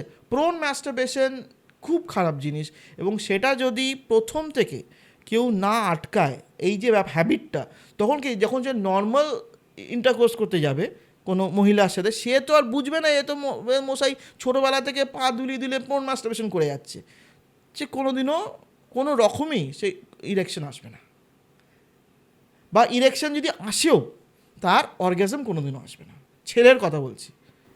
আচ্ছা, so prone masturbation is very common, মানে এটা কিন্তু কেউ বলতেই চায় না, মানে এটা ওই ভিডিও দেখে আজকে যদি কেউ ভিডিও দেখছে সে বুঝতে পারছে না ডাক্তারবাবু যেটা বলেছে, অনেকে বলবে এ বাজে ডাক্তারবাবু, ফালতু ডাক্তারবাবু, এ বাজে ডাক্তারবাবু, বাতলা বানায়, এ করে ও করে, ফালতু কথা বকে, কিন্তু তার মধ্যেও দেবেন 100 জনে আমার 2 জন কিন্তু বুঝবে না যে এটা তো আমার আছে হ্যাবিটটা, সেই জন্য কি প্রবলেমটা হচ্ছে, আজকে আমি হ্যাবিটটা চেঞ্জ করলে কি আমার সুবিধা হবে, আমার কি নর্মাল স্টিমুলেশনে যদি আসি তাহলে কি সুবিধা হবে, ইট উইল টেক টাইম। আজকে যে আমি কেউ পেশেন্ট আছে, আমি তো বলি ডাক্তারবাবু আমি কাল থেকেই নর্মাল করবো, নর্মাল করে তুই কাল থেকেই নর্মাল হবে না, তোমার ব্রেনের মধ্যে সিস্টেমটাই তৈরি হয়ে গেছে যে ওইভাবেই আমাকে স্টিমুলেট হয়, শক্ত জিনিসের উপরে, শক্ত জিনিস এবং অন্য জায়গা, মানে যে ধরো মানে কোনো ফিমেল পার্টনার তাকে ফর এক্সাম্পল ব্লোআপ দিচ্ছে, সে দিয়ে যাচ্ছে, সে বলছে মানে আমি তো করেই যাচ্ছি, কিছুই তো আমার হচ্ছে না, কিন্তু ওটা তো স্টিমুলাস পয়েন্টই নয়, স্টিমুলাস পয়েন্ট তো এইদিকে, তাকে স্টিমুলেট করতে হবে এইদিকে, কি বললাম বুঝতে পারছি? সুতরাং সেক্সুয়াল পজিশন চেঞ্জ করেও করা যায়, মানে for the timing till it becomes normal, obvious this is not normal, মানে it's a form of perversion, তো তাকে তো নর্মাল হতে হবে, সে নর্মাল হয়েও যায়, এটা নয় যে মানে একবার আমার ছোটোবেলা থেকে ওই করছি বলে আমি সারা জীবনে এই করবো তা নয়, তাকে নর্মালও হতে হবে, কিন্তু তারপরেও with different sexual position change তাকে তো ওই আপাতত তো কাজটা চালাতে হবে, সুতরাং সেটারও পদ্ধতি আছে। সুতরাং এই পডকাস্টের মাধ্যমে দিস ইজ আ উইয়ার্ড, অনেকের কথা মাথায় উইয়ার্ডই আসবে, কিন্তু এটা অনেকেই ভুগছেন, এবং ভুগেও মানে বললাম না ওই ও বলছে না আমি ওই কার্পেটেই আমাকে এই মানে হামাগুড়ি দিয়ে আমাকে ভিডিও দেখতে হয়, নাহলে আমার হয় না, মানে এটা উইয়ার্ড হচ্ছে, কিন্তু তার এটা সত্যি, সে তার সেটা হবে না, এবার সে কি কোনোদিনও একটা মহিলার সাথে করতে পারবে, কোনোদিনও করতে পারবে না। সুতরাং এইগুলো পেয়েছি, এগুলো এরামও আসে, এবং তাদের ক্ষেত্রে বলবো যে তাদের কোনো চিন্তার কিচ্ছু নেই, তাদেরও ঠিকঠাক হয়ে যাওয়া উচিত, বাট টাইমে আসতে হবে, এবং টাইমে আসাটা খুব ইম্পর্টেন্ট, এবং টাইমে আসার আগেও নিজেকেও কন্ট্রোল করতে হবে। আচ্ছা আচ্ছা, এটা সত্যি অদ্ভুত শুনতে লাগলো। আচ্ছা, একটা প্রশ্ন আমি করতে ভুলে গেছি, সেটা হচ্ছে প্রিম্যাচিওর ইজাকুলেশন, এটা নর্মালি বাড়িতে ঠিক হয় না ডক্টরের কাছে আসতেই হবে? প্রিম্যাচিওর ইজাকুলেশন এখন অনেক টাইপের হয়, না, যেটা আপনি ব্রেনের বললেন সেটা বলছি না, নর্মালি যাদের অ্যাকচুয়ালি আছে। হ্যাঁ অবভিয়াসলি অনেক কিছু, মানে এখানে আসছে ওই এজিং কনসেপ্টটা যে ঠিকঠাকভাবে করা যায়, এজিং কনসেপ্টটা হচ্ছে কি, আমি মানে ওই আমাকে প্রথমে আমার সেক্সুয়াল সাইকেলগুলো বুঝতে হবে, অ্যারাউজাল, আমার এক্সাইটমেন্ট, আমার ইরেকশন, এবার ইরেকশনে অর্গ্যাজমটা এলো, এবং আমার কী হচ্ছে অর্গ্যাজম হলেই আমার ইজাকুলেশন হয়ে যায়, সুতরাং ওই ইরেকশন আর অর্গ্যাজম এটা কিন্তু করতেই বোঝা যাবে যে আমার ঠিক বুঝবো যে আমার ইজাকুলেশনটা আসবে, আমার অর্গ্যাজমটা আসবে, প্রথমে ইজাকুলেশন আমার হাতে কিছু নেই, তখন তো মাসে দুম কোথায় আসা ও আপনি বেরিয়ে যাবে, অর্গ্যাজম আসার আগেই কিন্তু আমি ভিডিওটা বন্ধ করে দেবো, বা যদি আমি যদি মানসিকভাবে চিন্তা করছি তাহলে ওটা আমি চিন্তা করা ছেড়ে দেবো, দিয়ে অন্য কিছু দেখবো, একটা খবরের কাগজ দেখবো, আর নিউজ দেখবো, একটা নিউজ চ্যানেল দেখবো, পুরো ফ্লিপ করে যাবো, ঠিক আছে? তাহলে কি আমার উঠে গিয়ে আবার নেমে গেল, আবার কিছুক্ষণ করে আবার আমি উঠলাম, এই যে বলেন আমার একবার হয়ে বেরিয়ে গেল, তারপরে সেকেন্ড স্ট্রোক থার্ড স্ট্রোক হচ্ছে না, ওটাকে আমার যদি আমাকে পুরোপুরি ব্যাপারটাকে আনতে চাই, এটা তো সব কিছু তো মেন্টাল গেম, মানে premature ejaculation is not a physical problem, যদি না কারো টাইট ফাইমোসিস থাকে, মানে ফাইমোসিস ফোর্সকিনটা খুব টাইট আছে, সেখানে হাইপার সেন্সিটিভিটি গ্ল্যান্স, অনেকে বলে আমার টাচ করলে, আমি নিজে টাচ করলেই আমার চিরিং লাগে, গার্লফ্রেন্ড টাচ করলে তো আমি তো উল্টে পালিয়ে যাই আমি, সুতরাং ওই সেন্সিটিভিটি হয়ে যায়, অবভিয়াসলি দিস নিডস ট্রিটমেন্ট, কিন্তু তার আগে যদি আমি এজিং কনসেপ্টটা ঠিকঠাক করতে পারি, যদি কেউ না বোঝে আমি উল্টোপাল্টা করলে কিন্তু আমার প্রবলেম। এবং এছাড়াও কিগল এক্সারসাইজটা খুব ভালো জিনিস, এছাড়াও রিভার্স কিগলস বলেও একজন আছে, সেটাতে ওই উল্টোভাবে, মানে উল্টো বলবো না, মানে ওই যে কন্ট্রাকশনটা আমরা যে কিগলসে করছি ওটাই আমরা রিল্যাক্স করবো, মানে পেলভিক ফ্লো কন্ট্রাকশন মানে কি, আমার প্রিম্যাচুর ইজাকুলেশন আমার এমনি কন্ট্রাক্ট হয়ে বসে আছে, তো ওটাকে রিল্যাক্স করতে হবে।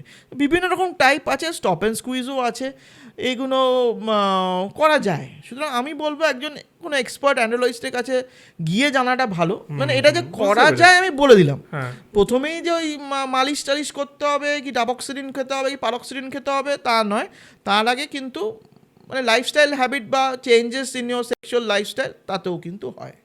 আচ্ছা, আমার লাস্ট কোয়েশ্চেন আজকে সেটা হচ্ছে, ধরুন কেউ 50 বছরের বেশি মানে একটা লোক গেল আপনার কাছে, তো সেক্ষেত্রে মানে সে বলছে যে আমার টাইমিং ঠিকঠাক নেই, হচ্ছে না, আগের মতো হচ্ছে না, যেটা আমরা এতক্ষণ ধরে ডিসকাস করলাম, তাহলে আপনি কি তাকে ডিরেক্ট বলবেন যে এখন যেগুলো বেরিয়েছে অপারেশন বা এই করে, মানে তার চাই না না, অপারেশন এই ক্ষেত্রে খুব ইম্পর্টেন্ট আমি বলতে চাই, অপারেশনের আগে তো অনেকগুলো স্টেপ আছে, তাকে বুঝতে হবে সেই স্টেপগুলো সে পেরিয়ে এসছে এবং স্টেপগুলো কোনো কাজ করেনি। এবং আমি ভাইগ্রাও খেয়েছি এবং ভাইগ্রা ঠিকঠাক খাইনি। ওই যে ভাইগ্রা খেয়ে আমি বলি না, ভাইগ্রা খেয়ে আমি খবরের কাগজ দেখেছি, আমি ভাইগ্রা খাইনি, ভাইগ্রাকে দোষ দিয়ে তো লাভ নেই। এইগুলো প্রত্যেকটা স্টেপে আমি ফেল করেছি।